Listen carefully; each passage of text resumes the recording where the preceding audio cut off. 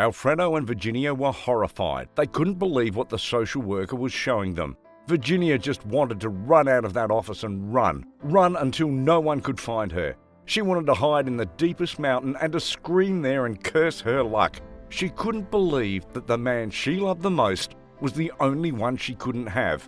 And worse, she had sworn at the altar to love and respect him until the day of his death. Greetings everyone and welcome to our channel. Today we have a new story for you. As always, before we begin, make sure to press the like button and subscribe to the channel so that we can bring you more interesting stories like this. And if you don't want to miss a single one of our uploads, press the bell button to be notified whenever we post a new story. She could hear her heartbeat pounding in her ears like an intense drum that wouldn't stop. They told her that her life had taken a turn for which perhaps there was no return or possible solution. Suddenly, the darkness closed in on her, giving her the comfort of unconsciousness. Many years before, Virginia and Alfredo met in a private office. They had lived together for 9 months in a small, cozy and warm room. It was their mother's womb. Virginia and Alfredo were brother and sister twins. The parents had been Estefania and Cristabel, but both were too young to take on such a great responsibility. In fact, they were barely out of high school. Estefania was a very diligent and smiling girl. She came from a humble but educated family. At home, she never lacked for anything. She fell madly in love with her classmate, Cristabel, and since it was her first relationship, her parents didn't object at first. But suddenly they changed their minds when Estefania began to show symptoms of pregnancy, which prevented her from taking the university entrance exam. The girl's parents rebuked her, but she had no choice than to accept the situation. They asked her to introduce them to Cristabel, and after that, he gave her his word that he would be responsible for her, and they gave their blessing to marry. Instead, Cristabel's parents wanted to blame Estefania for the situation, and they told her that she only wanted to climb positions and that she was nothing more than a gold digger. The day Estefania and Cristabel plucked up the courage to tell the truth, the boy's mother, Carlotta, made her opinion about the situation they were facing very clear. "Do you want us to believe that story about our son getting you pregnant to come live here and live on our money? Of course, since you are just an ordinary girl, you thought that the easiest way to do that was to get pregnant. Well, I warn you that if you want to come and live here, you won't come as a lady of society. It'll be my husband and I who will take care of that child, as long as we can verify that it's from Cristabel. You won't be allowed to say that you're a part of the family, and furthermore, you'll have to earn the bread for yourself." When she saw the agreement that her possible mother-in-law was proposing, Estefania didn't think twice and left that house, never to return. Cristabel tried to convince her to marry, and then they could run away, that it wasn't necessary to live in the house of his parents, but Estefania didn't want to accept that crazy offer from him. She told him that she would be fine and that she would leave since he still has his whole life ahead of him. Cristabel also didn't accept Estefania's refusal and told her that he would marry her no matter what. Finally, one night, Estefania asked her mother to take her out of the city. "I don't want Cristabel to find me. I don't want anything to do with him or with his family. I want to make my life apart. Take me to my uncle, Mum, so that you and Dad will have time to calm down and let the anger go away because of what I did." Estefania's mother accepted. The next morning, the girl was taken to her uncle's home in a remote part of the country. Cristabel looked for her for a long time. He even threatened Estefania's parents if they didn't tell him where the girl was, but all to no avail. His own parents told him to forget about the girl, but he was totally determined to find her. One day, Cristabel got a clue as to where Estefania might be, thanks to her best friend, who felt sorry for him, and decided to tell him that she was with her uncle somewhere near the coast. The boy was thrilled with happiness. He took his car and drove at full speed without caring about the rain that was falling heavily on the road. In a tragic play of fate, Cristabel suffered a car accident and passed away. Carlotta was devastated, even more because she didn't know why her son was on that road on the outskirts of the city. With the help of an investigator, she discovered that he was possibly going to meet Estefania. Finding out a little more, she discovered that the girl would have twins by now.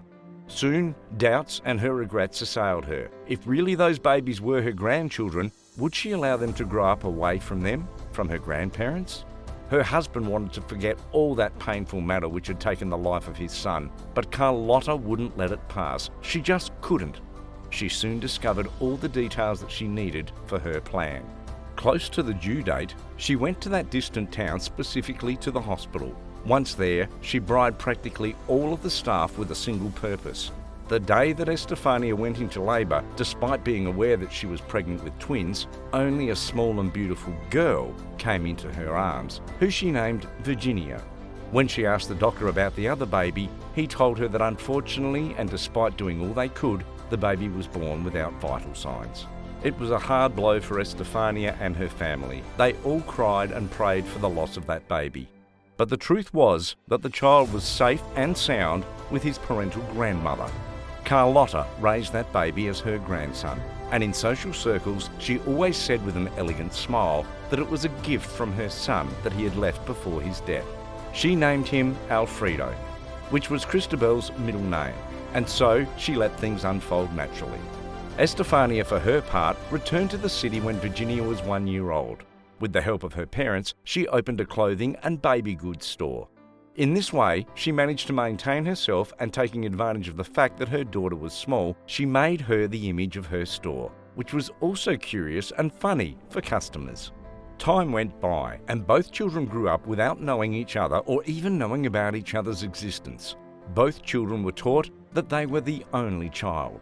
However, the little ones felt that something was missing, that in some place somewhere there was something or someone that would make them feel complete. This insecurity grew until it became a personality trait for both children. On one hand, Virginia grew up with love and with her mind in the clouds.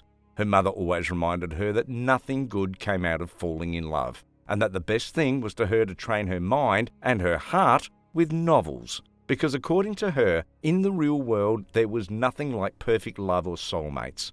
Alfredo, on the other hand, was interested in the spiritual world, since he believed that indeed we're all part of a divine plan that develops with each of our actions. Little by little the children grew up, still feeling that terrible feeling of loneliness despite being surrounded by a warm and loving environment. When they turned 19, they both entered one of the most prestigious and exclusive universities in the country. Virginia turned out to be very good in her studies, and she had the illusion of becoming a gynecologist and being the one who would bring new life to the world. Thanks to her good grades, she got a full scholarship for a medical degree. Alfredo was not so diligent and had a lot of trouble getting in, but he had a knack for numbers, so he entered business administration, a career that would help him take on the company of his grandparents. For a couple of semesters, they had no contact. Since their faculties were far from each other and having different schedules, they had no way of meeting. However, fate was capricious and set the perfect setting for the youngsters to meet. The medical school was throwing a big party as a way to raise funds for a new research project. "Hey, Alfredo, we should go, don't you think? The doctors are always pretty and you'll have a lot of food." Alfredo glanced at his best friend without looking up from his book. He really wasn't a lot into parties. "I don't think so, Johan. I don't like parties and you know it." "But dude, this party is different. Don't you want to collaborate with a good cause? Medical students need to improve their facility, and not only do they need money, you'll also have to donate blood. It's collaborating with a good cause, not enough?" "Oh my God, you're going to keep going at me until I accept, right? Okay, I'll go. I don't think that I'll be able to refuse." Alfredo knew that his friend would insist until he was dizzy with his pleas, so he had no choice but to accept. On the day of the party, Virginia was at the door welcoming people to take their blood donation. She looked splendid with her makeup and attracted a lot of attention. Several guys were trying to flirt with her by trying to get her phone number, but Virginia wasn't interested in any of them. When there was almost no attendees left at the door and she was about to enter the party, two boys arrived. One of them immediately caught her attention. As they sat him in the chair and she took his hand, they both felt an electric current that surprised them both. "What's your name?" Alfredo asked groggily, watching Virginia as she worked on his arm. "Virginia, what about you?" The girl was making a great effort to concentrate on finding the perfect vein for extraction. "Alfredo, do you study at the university?" So the young people continued talking until the end of the procedure, and they didn't separate.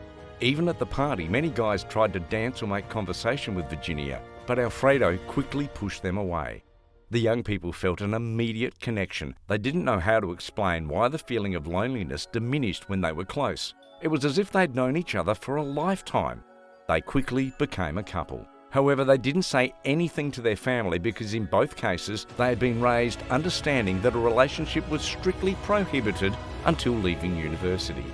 So they enjoyed little walks on the campus, having lunch together, and on weekends they dressed up to go out with their friends.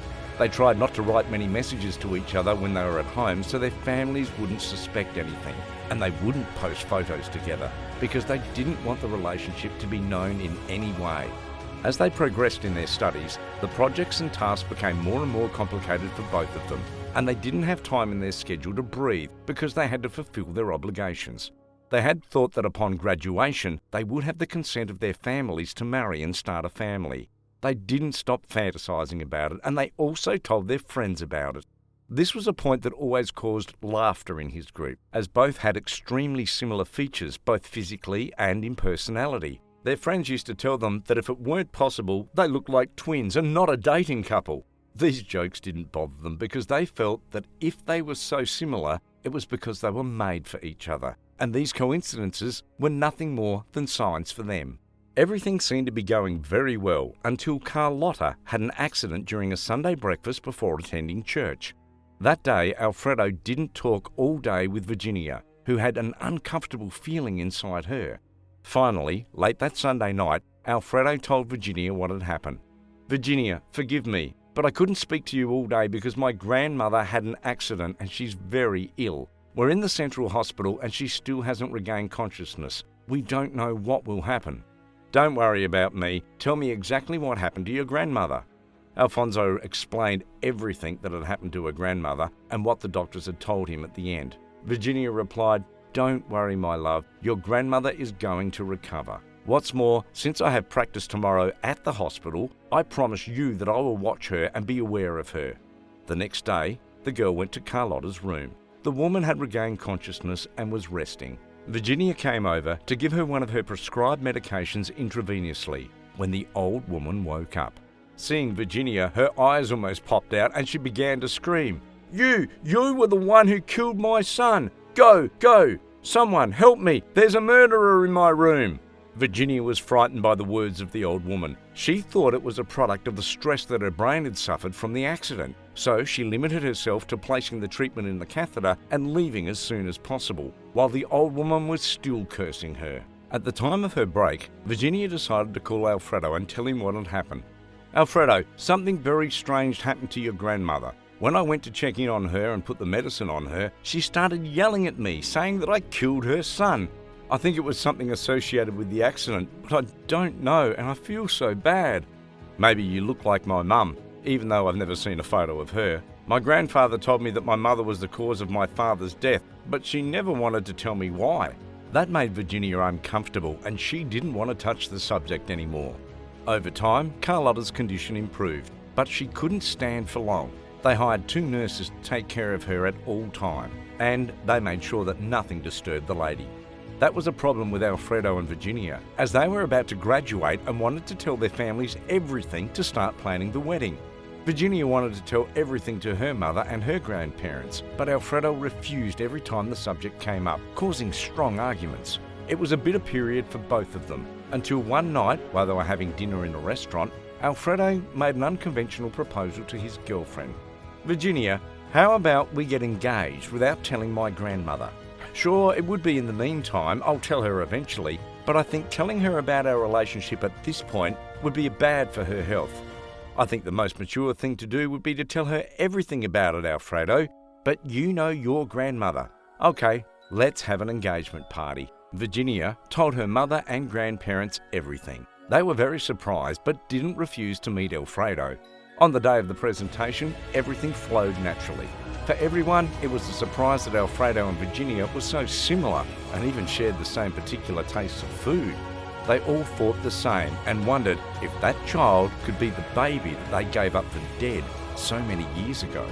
But they put that possibility aside because they didn't believe it possible. After a few weeks, Alfredo thought better of it and told his grandmother everything. For the old woman, it was a great shock but she could bear it. However, the day Virginia went home to introduce herself to her fiancé's grandparents, something happened that no one could have foreseen. The moment Carlotta saw the girl, she suffered from blood pressure surge so high that it caused a sudden heart attack. There was nothing that could be done. Alfredo's grandfather couldn't give an explanation either, since he had never met Estefania directly, so he had no idea that Virginia was the spitting image of her, nor did he even know that Alfredo had a sister. Carlotta simply arrived one day with a baby wrapped in blankets and told him that it was Cristabel's son, and she never revealed that it was actually a twin, because in Carlotta's mind, she was only interested in her male grandson. A long year of mourning passed, while Alfredo and his grandfather continued to form ties with Virginia's family. Little by little, the sadness gave way to pleasant feelings and closeness and trust between both families. Nobody suspected the deep bond that existed between the young people, so things took their course. The engagement party took place, and they quickly found themselves planning the wedding. They were married a month later without anyone raising a single objection, and on the wedding night, they finally took the step to consummate the marriage. And for the first time in their lives, they felt complete and fulfilled. They felt that nothing could be better, but those strange incidents that Virginia had remembered with the grandmother of her husband continued to bother her. She decided to talk about it with Alfredo, and they both agreed to look for his mother, since they felt that this part of the story would give them both peace. They hired the services of a private investigator who specialised in reuniting families affected by disappearances or forced adoptions. Several months passed without progress, but finally the social worker called them to come to his office. "Please, sit down. I'm afraid that the news that I'm going to give you will be very strong for you. Know that your case is a very special one, and I think it's one of those cases that you only see 1 in a million. You are blood brother and sister. More specifically, you're twins." The couple saw each other and didn't know how to react. After Virginia regained consciousness, Alfredo called all his relatives and asked them to come into the office. Once reunited, they listened to the news. There was a deathly silence. Nobody could believe it. Estefania took Alfonso's face in her hands, and with tears in her eyes, she looked at him. My son, my son." The woman began to cry over the boy. Everyone cried for such incredible news. They still couldn't fully understand it, but they felt the right thing to do was to do nothing for the moment. After a few days, Virginia ran to the hospital to take a pregnancy test. She was afraid she was pregnant and would have to stop it. Fortunately, it wasn't like that. Estefania told the whole story to her children, adding that she didn't feel resentment towards Carlotta and that no one should, because we're all human and we all make mistakes. Finally, a month after that news, Virginia and Alfredo went with their lawyer to the civil registry, and with deep sadness, they signed their divorce. They didn't meet again for many years as they needed space to rebuild their lives. When they turned around 40 after finding other couples and having children, they understood that the magical connection wouldn't be erased, since they were brother and sister, and that would never be broken. What do you think about this story?